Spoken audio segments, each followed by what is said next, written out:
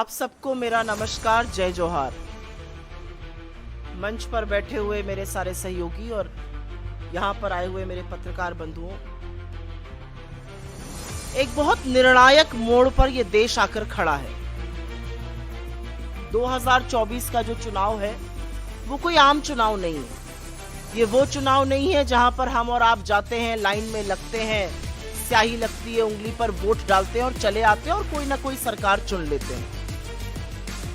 2024 का चुनाव वो चुनाव है जो तय करेगा कि क्या आप आगे भी ऐसे वोट देते रहेंगे या नहीं देते रहेंगे। ये तय करेगा कि क्या ये देश संविधान से चलेगा या एक डेढ़ लोगों की मर्जी से चलेगा। ये चुनाव तय करेगा कि क्या युवाओं की, महिलाओं की, दलितों की, आदिवासियों की, पिछड़ों की, गरीबों की बात सुनी जाएगी या सिर्फ पूंजीपतियों की तूती बोलेगी। ये चुनाव किन लोगों के बीच में है? क्या ये चुनाव कांग्रेस बनाम भाजपा है? हमारा अपना मानना है ये चुनाव दो बड़ी विचारधाराओं के बीच में है। वो विचारधारा जिसने इस देश को बनाया और वो विचारधारा जो इस देश को एक ही रंग में रंग देना चाहती है। हमारे देश की सबसे बड़ी खूबी है कि एक बहुत खूबसूरत गुलदस्ता है ये, अलग अलग तरह के पुष्पों का, अलग अलग तरह के फूलों का।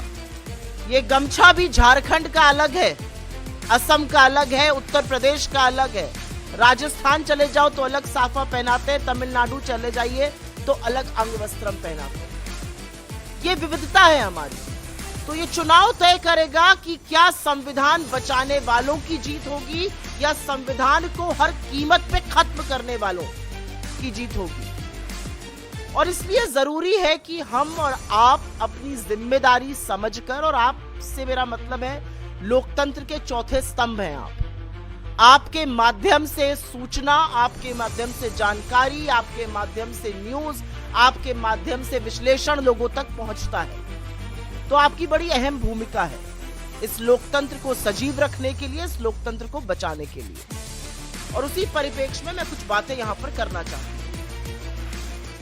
4 चरण का मतदान हो चुका है। हम 5वें चरण के मतदान के मुहाने पे खड़े हैं। कल उत्तर प्रदेश में तमाम सीटों पर, बाकी जगहों में तमाम सीटों पर मतदान होना है 5वें चरण का।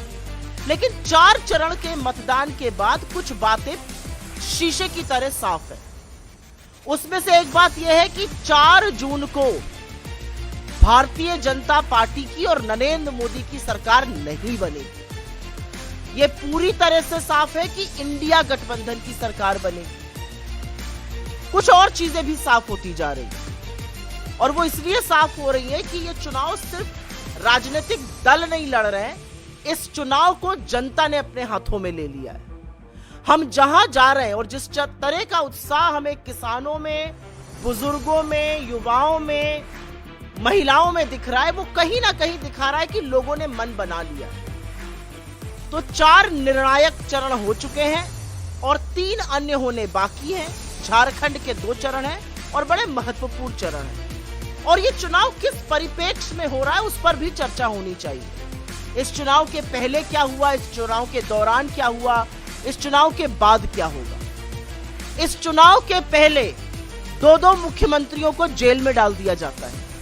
इस चुनाव के पहले देश का प्रमुख विपक्षी दल का अकाउंट फ्रीज कर दिया जाता है। इस चुनाव के पहले ईडी, सीबीआई, इनकम टैक्स जैसी एजेंसी सरकार का, भारतीय जनता पार्टी का फ्रंटल बनकर लगातार विपक्ष के पीछे पड़ी रहती है। इस चुनाव के पहले चंदा दो धंधा लो का वसूली रैकेट का जबरदस्त भांडाफोड़ होता है और सुप्रीम कोर्ट कलई खोलता है और सामने साफ हो जाता है कि भारतीय जनता पार्टी ने एक वसूली रैकेट चलाया हुआ था। सीबीआई, ईडी, इनकम टैक्स का केस है, बंद कराना है, चंदा दो, केस बंद। धंधा चाहिए, चंदा दो, 4 दिन बाद धंधा लो। ये चल रहा था इस देश में। और उसी परिप्रेक्ष्य में आप पॉलिटिकल पार्टीज की फंडिंग को काट रहे हैं, आप चुने हुए प्रतिनिधियों को जेल में डाल रहे हैं। तो सवाल इस बात का है कि जिस परिप्रेक्ष्य में यह चुनाव हो रहा है, और जब हम कहते हैं कि लोकतंत्र जीवित रहना चाहिए, इसीलिए कहते हैं क्योंकि अगर लोकतंत्र जीवित नहीं रहेगा तो इस तरह की हरकतें होंगी। मैं उत्तर प्रदेश से आती हूँ, मैं अभी 10 दिन उत्तर प्रदेश रहकर आ रही हूँ चुनाव के दौरान, पूर्वांचल से लेकर अवध, अमेठी तक। और मैं आपको बताती हूँ, बरेली में आज से 4 दिन पहले चौथे चरण के मतदान में एक दलित व्यक्ति वीरेंद्र कुमार, सरकारी मुलाजिम, चौकीदार, अपनी मर्जी से वोट डालता है। किसको डालता है मुझे नहीं पता, लेकिन तहसीलदार के सुरक्षाकर्मी उसको गंदी गंदी गालियां, भद्दी गालियां देकर पीटते हैं। भाजपा का अनाज खाओगे, वोट किसी और को दोगे। मोदी जी उगा कर लाए अनाज, अपने दादा के यहां से लाए हैं। भाजपा के कार्यालय में उग रहा है अनाज। अरे देश का अन्नदाता कमा रहा है, कानून कांग्रेस ने बनाया, उस कानून के अंतर्गत आप लोगों को अनाज दे रहे हैं। एक दलित व्यक्ति की क्या इतनी भी मर्जी नहीं है कि वो अपने मर्जी से वोट दे दे? मध्य प्रदेश भारतीय जनता पार्टी की सरकार एक आदिवासी व्यक्ति के ऊपर भाजपा का नेता पेशाब करता है, क्या हुआ उसका? कौन सी जेल में सड़ रहा है वो? क्या उसको गिरफ्तार किया गया? इस परिप्रेक्ष्य में ये चुनाव हो रहा है और इसीलिए जो मुद्दे की बात है वो करनी जरूरी है, क्योंकि नरेंद्र मोदी और भारतीय जनता पार्टी किसी मुद्दे की बात नहीं कर रहे। ये चुनाव 45 साल में सबसे ऊंची बेरोजगारी के दौरान हो रहा है। ये चुनाव कमर तोड़ महंगाई के दौरान हो रहा है। ये चुनाव गरीबों और अमीरों के बीच में बढ़ती हुई निरंतर खाई, जिसको पाटने का नहीं, जिसको बढ़ाने का काम भारतीय जनता पार्टी और नरेंद्र मोदी कर रहे हैं, उसके दौरान हो रहा है। ये चुनाव महिलाओं की जितनी आबरू लुट सकती थी उस दौरान हो रहा है। तो ऐसे में एक विपक्षी दल होने के नाते हम 10 साल का कार्यकाल देखते हैं, उसमें बनी हुई समस्याएं देखते हैं और उन समस्याओं के समाधान की बात करते हैं। क्योंकि 4 चरण के मतदान के बाद एक बात साफ है, मोदी जी मुद्दे की बात नहीं करेंगे। पहले चरण में वो मुस्लिम लीग, मुगल राज, मटन, मछली, मुर्गा उनको दिखा। दूसरे चरण में वो ब्याहताओं के मंगलसूत्र पर, आपकी भैंस पर आ गए। तीसरा चरण आते आते अपनी आंखों की पुतली, अपने जिगर के टुकड़े, अपने कलेजे के टुकड़े अडानी अंबानी को भी स्वाहा कर दिया। और चौथा चरण आते आते नरेंद्र मोदी गजनी बन गए। आपके जैसे एक प्रबुद्ध पत्रकार को उन्होंने कहा कि अगर मैं हिंदू मुसलमान करूं तो मैं सार्वजनिक जीवन में रहने योग्य नहीं हूं। अपनी पूरी राजनीतिक जीवन का ही खंडन कर दिया। उनका वजूद ही यह है कि वो हिंदू मुसलमान करते हैं। उनका वजूद ही यह है कि जब चुनाव आता है वो एक मुद्दे की बात नहीं करते। चुनाव शुरू हुआ है, आप लोग पत्रकार हैं, आप उनकी रैली कवर करते हैं, अखबार में बड़े बड़े लेख छपते हैं उनके। देखा है आपने बेरोजगारी पर बात करते हुए, देखा है आपने महंगाई पर बात करते हुए, देखा है आपने रोजगार के किसी साधन पर चर्चा करते हुए या बात करते हुए गरीबी पर। उनसे पूछा जाता है के शेप रिकवरी हो रही है, गरीब और गरीब हो रहा है, अमीर और अमीर हो रहा है, खाई बढ़ रही है, आपका क्या कहना है? इस देश का प्रधानमंत्री बिना पलक झपकाए कहता है तो सब गरीब हो जाए। वो ये भी तो कह सकते थे कि सब अमीर हो जाए। ये मानसिकता है प्रधानमंत्री। तो ऐसे परिवेश में जब इस तरह की समस्याएं हैं, हमने तय किया कि हम समाधानों की बात करेंगे और ये समाधान हमने अपने दफ्तर के कमरे में बैठकर 1.5 लोगों के साथ नहीं बनाया। राहुल गांधी ने सितंबर 2022 से जनवरी 31, 2023 तक कन्याकुमारी से कश्मीर की पद यात्रा करी। वो अजनबियों से मिले, किसानों से मिले, श्रमिकों से मिले, आदिवासियों से मिले, दलितों से मिले, पिछड़ों से मिले, युवाओं से मिले, स्टूडेंट से मिले, हर व्यक्ति से मिले, महिलाओं से मिले।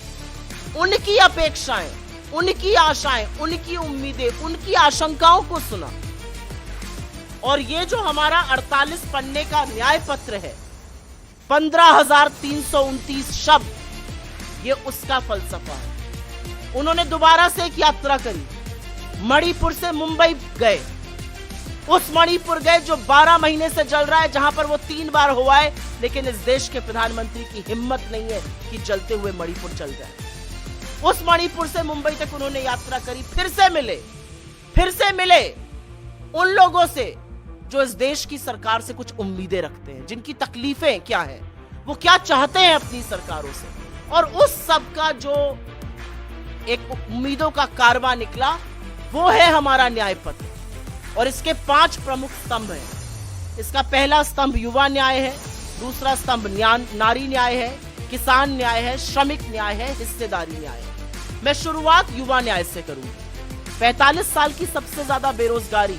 प्रधानमंत्री से सवाल होता है बेरोजगारी के बारे में आप क्या करेंगे? वो कहते हैं पकौड़ा तलने। युवा पकौड़ा तलने को भी तैयार है पीएचडी कर, लेकिन पकौड़ा तलने का जो कड़ुआ तेल था वो 90 रुपए मिलता था, आपने 220 कर दिया 10 सालों में। जो गैस 400 की मिलती थी उसको 1100 1200 पहुंचा दिया। साहब पकौड़ा कैसे तला जाए, ये असलियत है आज। तो हमारा कहना है कि हम युवाओं को सर्वप्रथम 30 लाख जो रिक्त सरकारी पद पड़े हुए हैं सेंट्रल गवर्नमेंट में, उनको 15 अगस्त से भरने का काम शुरू करेंगे, 4 जून को जब हमारी सरकार बनेगी। हमारी दूसरी बड़ी और ये बहुत बड़ी गारंटी है, पहली नौकरी पक्की। कोई भी डिप्लोमा, कोई भी डिग्री धारक अगर चाहे तो अप्रेंटिसशिप एक्ट के अंतर्गत 1 साल की अप्रेंटिसशिप स्टाइपेंड उसको मिलेगा 1 लाख रुपए का, मतलब 8500 रुपए महीना। उसमें ट्रेनिंग भी मिलेगी, उसमें स्किल भी मिलेगी और साथ साथ 1 लाख रुपए सालाना स्टाइपेंड मिलेगा। हम तीसरी बात, और ये जरूरी बात है करनी, पेपर लीक। माँ बाप एक रोटी रात की कम खाते हैं, मनौती मानते हैं, मेहनत करते हैं, पेट अपना काट कर बच्चे को पढ़ाते हैं, बच्चे पढ़ते हैं, मेहनत करते हैं बच्चे, और जब इम्तिहान देने जाते हैं तो पता चलता है पेपर लीक हो गया, व्हाट्सएप पे पेपर आ गया। 7-7, 8-8 साल बच्चों की उम्र निकल जाती है, पेपर पे पेपर लीक होते रहते हैं। इसलिए हम पेपर लीक के खिलाफ ऐसा कड़ा कानून बनाएंगे कि पेपर लीक करने वालों की हाड़ कांप जाए। और चौथी और अंतिम बात युवा न्याय में मैं करना चाहती हूं अग्निवीरों की। इस देश में भाजपा ने एक नया ट्रेंड शुरू किया है, सब लोग ठेके पर नौकरी करेंगे।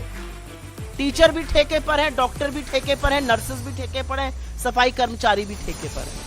लेकिन इस देश की सुरक्षा, इस देश की रक्षा, वो भी ठेके पर है। तपते हुए रेगिस्तान से लेकर सियाचिन की हाड़ गलाने वाली ठंड में जो सरहद पर सैनिक खड़ा हुआ है, वो ठेके पर सुरक्षा नहीं कर सकता है, वो ठेके पर सैनिक नहीं बन सकता है। 73 साल का प्रधानमंत्री इस देश से 5 साल और मांग रहा है, और 24 साल के लड़के को कह रहे हो बेटा तुम रिटायर होके घर जाओ। क्या देश बनाना चाहते हैं ये? अग्निवीर जैसी योजना को हम तत्काल खत्म करेंगे ऐसी योजना को, और जो पुरानी स्कीम थी जिसके तहत नौकरी मिलती थी सेना में, सैन्य बलों में, उसको बहाल करेंगे। दूसरी बात मैं करना चाहती हूं नारी न्याय की, और यह जरूरी है। इस देश की आधी आबादी जूझ रही है, कमर तोड़ महंगाई से जूझ रही है। आटा, दही, पढ़ाई, दवाई, सब पर जीएसटी लगाकर टैक्स वसूला जा रहा है। 50,000 बच्चों को सेंट्रल यूनिवर्सिटी से अपना दाखिला वापस लेना पड़ा। एक गरीब, एक मध्यम वर्ग परिवार अपने बच्चे की पढ़ाई कभी नहीं बीच में रोकता है। यह विषमता है, और इस विषमता का दंश सबसे ज्यादा महिलाओं ने झेला है। और इसलिए हम कहते हैं कि जो महिलाएं जूझ रही हैं इन समस्याओं से, उन गरीब महिलाओं के हाथ में हम 1 लाख रुपए साल का, मतलब 8500 रुपए महीना देने जा रहे हैं महालक्ष्मी योजना के तहत। ये हम कर्नाटक में भी करते हैं, तेलंगाना में भी करते हैं, और अब पूरे देश में करेंगे। और हाँ, जैसे राहुल गांधी जी कहते हैं, वैसे ही खटाखट महिलाओं के बैंक में पैसा आएगा।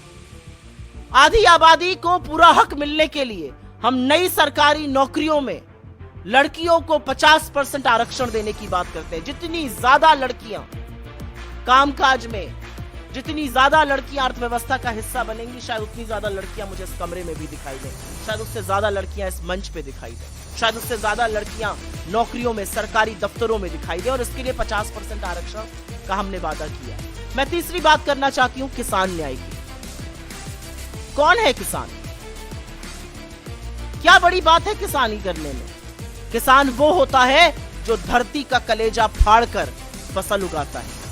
फसल उगाता है, दिन रात एक करता है, और जब फसल उग के तैयार लहलहाती फसल पर पानी पड़ जाता है, ओला गिर जाता है, आंधी आ जाती है, आग लग जाती है, वो हाथ पर हाथ धर के नहीं बैठता है। वो फिर खड़ा होता है, फिर हल निकालता है, फिर जोतता है, फिर फसल बोता है। बहुत साहसी काम होता है कृषि का। और इसलिए किसान की मांग थी एमएसपी की, अपनी उपज का असल दाम मिले। नरेंद्र मोदी भी कहते थे एमएसपी मिलनी चाहिए, फिर वही गजनी, जैसे ही प्रधानमंत्री बने भूल गए, खिलाफत करने लगे। 700 किसानों की शहादत हुई है इस देश में अपने हक की मांग करते हुए। असलियत यह है कि किसान जब दिल्ली आना चाह रहे थे तो उनके रास्ते खुदवा दिए गए, उनमें कीले गड़वा दी गई, उनके ऊपर आंसू गैस के बम गोले छोड़े गए, उनको मवाली, नक्सली, आतंकवादी और राम जाने क्या क्या कहा गया। इन अन्नदाताओं को हम एमएसपी की कानूनी गारंटी देने जा रहे हैं और साथ ही साथ हम खेती को जीएसटी से मुक्त करने जा रहे हैं। आपकी खाद, आपके बीज, आपकी कीटनाशक की दवाई, आपके खेती के उपक्रम पर टैक्स नहीं लग सकता है। और एक और भी बहुत बड़ा काम करने जा रहे हैं, हम किसानों का कर्जा माफ करेंगे। इस देश में हर घंटे 2 किसान आत्महत्या करते हैं कर्जे के कुचक्र से। हमने 72,000 करोड़ पहले भी किया था, फिर से कर्ज माफी करेंगे। आप अपने 16 लाख करोड़ कर्ज माफी कर सकते हैं अमीर लोगों के, हम किसान का कर्ज माफ करके दिखाएंगे। मैं चौथी बात करना चाहती हूं श्रमिक न्याय की। श्रमिक जो इस देश को बनाता है, जिसके हाथों से इस देश की नींव पड़ती है, जो हिंदुस्तान का असली आर्किटेक्ट है, उसका क्या सम्मान है, उसकी क्या इज्जत है, उसके लिए सरकार क्या करती है। रांची शहर में भी मैं देख रही थी, जो भी एयरपोर्ट से आ रही थी, जोमेटो स्विगी वाले बैग पर लेकर खाना पहुंचाते हैं, चीजें पहुंचाते हैं। ये जो नई गिग इकोनॉमी आई है, इनमें से किसी का पैर टूट जाए, जरा सा ठोकर लग जाए, 6 महीने के लिए बिस्तर पे पड़ जाए, उनके घर वालों की क्या सुरक्षा है। तो ऐसे गिग इकोनॉमी वर्कर्स के लिए हम एक सामाजिक सुरक्षा स्कीम ला रहे हैं। मनरेगा से हमने ग्रामीण भारत की तकदीर और तस्वीर बदली थी। यूपीए के जमाने में हम मनरेगा का मानदेय 400 करने जा रहे हैं और हम इस देश में एक ऐसी हेल्थ और स्वास्थ्य क्रांति लाने जा रहे हैं जो इससे पहले कभी नहीं थी। और वो स्वास्थ्य क्रांति है 25 लाख की हेल्थ स्कीम, जो हमने राजस्थान में चलाई है, जिसके अंदर इलाज भी होगा, दवाइयां भी मिलेंगी, टेस्ट भी होगा, और ये सबके लिए अवेलेबल है। एक बात और करूंगी और उसके बाद अंतिम न्याय की बात करूंगी, और वो है हिस्सेदारी न्याय। क्यों हम हिस्सेदारी की बात करते हैं, और जब हिस्सेदारी की बात करो लोग क्यों नाक मुंह सिकोड़ते हैं। क्या है हिस्सेदारी? हिस्सेदारी का मतलब है कि जो समाज के हाशिए पर पड़े हुए लोग हैं, जो दलित, जो आदिवासी, जो वंचित, जो पिछड़े समाज के लोग हैं, जो गरीब सामान्य वर्ग भी है, जो समाज के हाशिए पर पड़ा है, जिसका कोई प्रतिनिधित्व नहीं है, उसको मुख्य धारा में लाने का काम हिस्सेदारी न्याय का है। हम तो नरेंद्र मोदी जी से एक ही बात करते हैं, किस बात से डरते हो, गिनती क्यों नहीं करते हो। अभी आपके पैर में चोट लग जाए, आप डॉक्टर के पास जाइए, डॉक्टर प्लास्टर लगाएगा या क्रेप बैंडेज बांधेगा या मालिश से ठीक हो जाएगा, या वो हॉट कंप्रेशन देगा या कोल्ड कंप्रेशन देगा। हेयरलाइन फ्रैक्चर है कि मोच है, इसका निर्णय एक्सरे के बाद होता है। वही एक्सरे की तो हम बात कर रहे हैं। 2011 के बाद जनगणना नहीं हुई, हम कहते हैं जातिगत जनगणना करा लो, दूध का दूध, पानी का पानी हो जाएगा, और उसके आधार पर नीति निर्माण करिए। हम तो गरीब सामान्य वर्ग की भी बात कर रहे हैं, हम आदिवासियों की बात करते हैं, हम पिछड़ों की बात करते हैं, हम दलितों की बात करते हैं। नीति निर्माण डेटा बेस्ड होना चाहिए। नीति निर्माण 2-4 आपके पूंजीपति मित्रों के लिए नहीं हो सकता है। इसलिए गिनती कराना, इसलिए आर्थिक और सामाजिक जातिगत जनगणना कराना बहुत जरूरी है, और हम वो करेंगे। और साथ ही साथ जो हमने जल, जंगल, जमीन के कानून और अधिकार आदिवासियों को दिए, उसका बेटर इंप्लीमेंटेशन करने का एक हमने वादा किया, एक गारंटी दी। मैं एक बात अंत में कहना चाहती हूं, उसके बाद कुछ सब वक्तव्य रख के आपके सवाल लूंगी। 4 दिन पहले हमारे राष्ट्रीय अध्यक्ष ने एक बहुत बड़ा और बहुत क्रांतिकारी अनाउंसमेंट किया। उन्होंने कहा 5 किलो अनाज के बजाय खाद्य सुरक्षा अधिनियम के तहत हम हर व्यक्ति को, जो लाभार्थी है, उसको 10 किलो अनाज देंगे। लोगों को लगा इसका क्या मतलब है? इसका मतलब बिल्कुल साफ है कि अनाज सिर्फ गेहूं या धान नहीं हो सकता, एक पौष्टिक मिक्स होना चाहिए जैसे पहले मिलता था। और 10 किलो हम कर्नाटका में, 10 किलो हम तेलंगाना में दे रहे हैं, उसका लोगों को फायदा है, उससे पौष्टिक जो संरक्षण है वो बढ़ता है, और ऐसा हम जरूर करने जा रहे हैं। मैं अंत में सिर्फ एक बात कहूंगी कि ये चुनाव मुद्दों का चुनाव है, ये चुनाव लोगों का चुनाव है। ये चुनाव जरूरी है कि क्या युवाओं की, क्या महिलाओं की, क्या आदिवासियों की, क्या दलितों की बातें सुनी जाएंगी या नहीं सुनी जाएंगी। और इसलिए जरूरी है कि इस चुनाव में जनता के मुद्दों पर चर्चा हो, जनता के मुद्दे की परिचर्चा हो। राहुल गांधी जी यहाँ पर ये ऑलरेडी अनाउंसमेंट कर चुके हैं, और मैं फिर से बोलूंगी, जो सरना धर्म कोड है, हम पूरी तरह से प्रतिबद्ध हैं कि सरकार बनते ही, ऑलरेडी यहाँ की राज्य सरकार ने उसको पास कर दिया है, केंद्र में सरकार बनते ही हम उसको तुरंत इंप्लीमेंट करेंगे, जिससे कि लोगों को प्रतिनिधित्व मिले, उनको एक हौसला मिले कि केंद्र की सरकार लोगों की बात सुनने के लिए लालायित है। मैं एक दो बातें यहाँ पर और करना चाह रही थी, लेकिन आपके सवालों में उसको मैं ले लूंगी। यहाँ पर एक बहुत बड़ा मुद्दा, और ये मैं दिल्ली से कहती हुई आ रही हूँ कि जिस तरह से एक निर्वाचित मुख्यमंत्री को आपने जेल में डाला, जिस तरह से षड्यंत्र रचा, हर एक षड्यंत्र का हिसाब जनता करने को तैयार है, और जनता के साथ जो 10 साल अन्याय हुआ है उस पर जनता जरूर सजग है। आपके सवालों का स्वागत है, अगर इस पर रहें तो बहुत अनुग्रहित रहूंगे।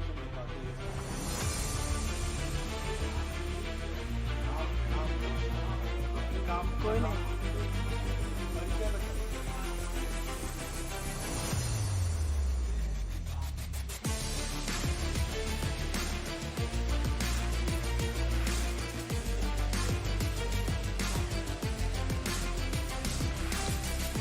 15 लाख सबके अकाउंट में आएंगे। आ गए अकाउंट में। 2 करोड़ सालाना रोजगार बनेंगे, 20 करोड़ बन जाने थे। कितने लोगों को सरकारी नौकरी मिली है पिछले 10 साल में? 100 स्मार्ट सिटी बननी थी, उसमें से एक रांची भी थी, बन गई स्मार्ट सिटी रांची। रुपया और डॉलर 1 पर आना था, 58 पर रुपया दिया था, 84 पर पहुंचा दिया है। पेट्रोल और डीजल 35 रुपया लीटर मिलना था, पेट्रोल से शतक लगवा दिया। किसान की आय दुगनी होनी थी, आपका मित्र 1600 करोड़ रुपए दिन के कमा रहा है और किसान गरीब 27 रुपए दिन के कमा रहा है। आपके जुमलों का वक्त लद चुका है। यह आपके माध्यम से मैं नरेंद्र मोदी जी तक संदेश पहुंचाना चाहती हूँ। इस देश ने 10 साल आपके जुमले सहे। इस देश को यह आशा थी, इसीलिए आपको प्रचंड बहुमत दिया कि आप कुछ बड़ा कर गुजरेंगे। आपने बहुत बड़ी चीजें करी अपने मित्रों के लिए। अपने मित्र को 683 से नंबर 2 पर पहुंचा दिया। जनता के लिए क्या किया? और वही लोग आज खड़े होकर कह रहे हैं, बड़ी बड़ी बातें करने वाले, चकाचौंध की बातें, विश्व गुरु की बातें। मेरा क्या? जब दिल्ली में आप G20 करते हैं तो मुझे क्यों आपको छुपाना पड़ता है पर्दा लगाकर? जब ट्रंप को आप लेकर आते हैं तो मेरी गरीबी को छिपाने के लिए दीवार क्यों लड़ानी पड़ती है? आज लोग ये सवाल कर रहे हैं। तो नरेंद्र मोदी जी की लच्छेदार बातों से लोग ऊब चुके हैं, और असलियत यह है कि अपने 22 साल के निर्वाचित करियर में मोदी जी किसी भी चुनाव में चुनावी मुद्दे पर बात नहीं करते हैं। जब ऐसा होगा तो मैं ऐसा कर दूंगा। लोग पहले ये पूछ रहे हैं कि काला धन जो आने वाला था, जो 15 लाख अकाउंट में आने वाले थे, वो कब आएंगे? एक लड़का मुझे दिखा कहते हुए, बस इंतजार कर रहा हूं मोदी जी के 15 लाख मेरे बैंक अकाउंट में आए, 35 रुपए लीटर पर मैं पेट्रोल अपनी बाइक में डलाऊं, उसके बाद वंदे भारत में बैठूं और हवाई चप्पल पहन के हवाई जहाज की यात्रा जरूर कराऊं। ऐसा मखौल जनता उड़ा रही है हमने। जी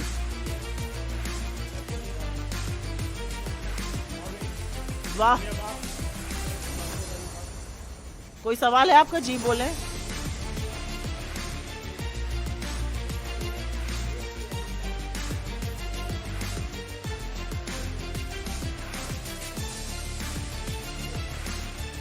प्रधानमंत्री मोदी भ्रष्टाचार की बात करते हुए उस बच्चे जैसे लगते हैं जो कि टॉफी के डब्बे में हाथ डालकर टॉफी निकाल रहा था और रंगे हाथों पकड़ लिया गया हो। इलेक्टोरल बॉन्ड का गोरख धंधा इस देश के प्रधानमंत्री ने और भारतीय जनता पार्टी ने चलाया। उस गोरख धंधे में चंदा दो धंधा लो सामने है, सारा खाका साफ है। डेट वाइज इस डेट को पार्टी में चंदा आया, अगले 4 दिन, अगले हफ्ते में उस जिसने चंदा दिया उसको बड़ा धंधा मिल गया। कट लेकर ये हो रहा था, ये कट मनी है। दूसरा, सीबीआई ईडी इनकम टैक्स की रेड हुई, जैसे ही रेड हुई थोड़े दिनों बाद चंदा आया, वो अप्रूवर बन गए या केस क्लोज हो गया। भारतीय जनता पार्टी की वॉशिंग मशीन में घुस जाओ, सब कुछ साफ है। प्रधानमंत्री तो इस कदर बेगैरत निकले कि प्रधानमंत्री ने बीफ की कंपनियों से भी चंदा ले लिया। तो प्रधानमंत्री भ्रष्टाचार के बारे में जब बात करते हैं तो मैं सच बता रही हूं, वो बहुत, अब जो उनका मुखौटा है वो उतर चुका है। जो एक छवि थी रंगी पुती, वो उतर गई है। तो अब प्रधानमंत्री भ्रष्टाचार की बात ना करें। भ्रष्टाचार पर पहले अडानी की और उसके बाद ये चंदा दो धंधा लो का हिसाब दे। प्रधानमंत्री जैसा व्यक्ति मंच से खड़ा होकर इतने बड़े पद पर बैठा हुआ व्यक्ति कहता है, अडानी और अंबानी बोरों में भर भर कर, टेम्पो में लाद लाद कर काला धन बांट रहे हैं। इतनी बड़ी बात देश का प्रधानमंत्री कह रहा है, और ईडी, सीबीआई, इनकम टैक्स सबको सांप सूंघा हुआ है, कोई कहीं जा ही नहीं रहा है। अरे इतना बड़ा आरोप, खुद नरेंद्र मोदी लगा रहे हैं। उनकी बात नहीं सुनना चाहती है एजेंसी, भेजिए एजेंसी को, कराइए जांच, डरिए मत। आपकी पार्टी भले आपके साथ ना खड़ी हो, जब आप अडानी अंबानी की जांच कराएगा, हम आपके साथ खड़े हैं।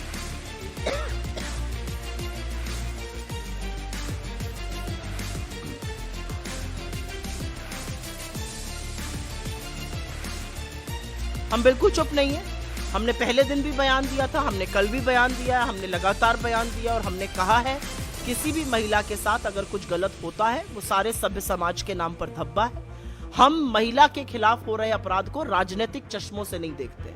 हम वो चाहे अगर हमारी सरकारों में हो वहां पर भी और गैर सरकारों में हमारी हो वहां पर भी बोलते हैं। असलियत ये है कि अगर किसी के साथ कुछ गलत हुआ है पूरी जांच होनी चाहिए और the guilty should be punished, इसमें हमें कोई संशय नहीं है। हम स्मृति ईरानी की तरह और निर्मला सीतारमण की तरह और नरेंद्र मोदी की तरह मणिपुर पर चुप नहीं बैठते हैं। जब आदमखोरों की भीड़ उन लड़कियों को नोचती है तो हम 76 दिन पर मुंह पर ताला नहीं लगाकर बैठते हैं। हम अंकिता भंडारी उत्तराखंड पर चुप नहीं रहते हैं। हम बिल्किस बानो के दोषियों को जब माल्यार्पण होता है तो चुप नहीं रहते हैं। हम हाथरस से लेकर लखीमपुर और उन्नाव तक चुप नहीं रहते हैं। जब इस देश की सबसे होनहार बेटियां जो मेडल लाई तो मोदी जी ने खूब हाथ मिलाया। जब उन्होंने यौन शोषण का आरोप लगाया तो उनको बूटों के तले रौंदवाया, उनको सड़कों पर घिसटवाया, लेकिन उनके आरोपी को संरक्षण दिया, उन्हीं के परिवार को टिकट दिया। ये असलियत है। और जबकि चार्जेस भी फ्रेम हो गए। हम राजनीति महिलाओं पर क्षुद्र राजनीति बिल्कुल नहीं करते।